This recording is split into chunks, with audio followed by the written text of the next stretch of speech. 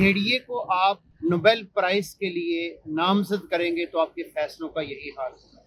भेड़िया इन बुनियादी तौर पे खूनखार दरिंदा है और ट्रंप को आपने नोबेल प्राइज के लिए नामजद किया तो आपका फैसला आज पूरी दुनिया के अंदर जग हसाई का सबब बन रहा है।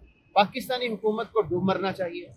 अमेरिका ने ईरान के 3 शहरों के ऊपर हमला किया, अस्फहान समेत 2 बड़े शहरों को उसने टारगेट किया।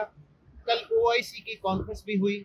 अब बुनियादी तौर पे करने का जो काम है, जो क्या किया जा सकता है कि OIC को, चाइना को, रशिया को और पाकिस्तान को, इन तमाम ममालिक को मिलके, जो हमारे गल्फ के ममालिक हैं जहाँ पे अमेरिका के अड्डे मौजूद हैं, अब ये होना चाहिए कि अमेरिका को गल्फ के तमाम अड्डों से बेदखल कर देना चाहिए।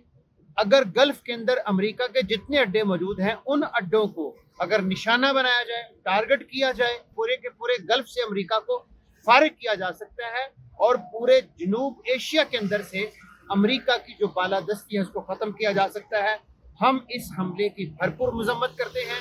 पाकिस्तान ने नोबेल प्राइज के लिए नामजद किया, उसकी मजम्मत करते हैं। देखिए, अमेरिका की पूरी तारीख इंसान के खून से रंगी हुई है।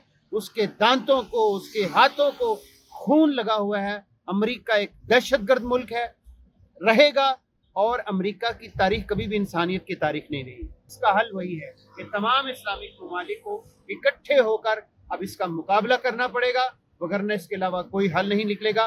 ईरान के भाइयों से हम कहते हैं, ईरानी कौम से कहते हैं कि हम आपके साथ खड़े हैं।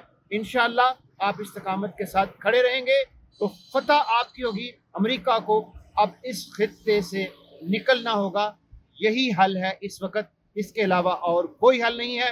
डटे रहिए, मुत्तहिद रहिए, जागते रहिए, इस जंग का हिस्सा बनिए, न्यूट्रल ना रहिए। दुश्मन एक है, आपको भी एक होना होगा। इंशाअल्लाह आप एक रहेंगे, मुत्तहिद रहेंगे तो कामयाबी आपके कदम चूमेगी। वाखिर दावाना अनिल हम्दुलिल्लाहि रब्बिल आलमीन।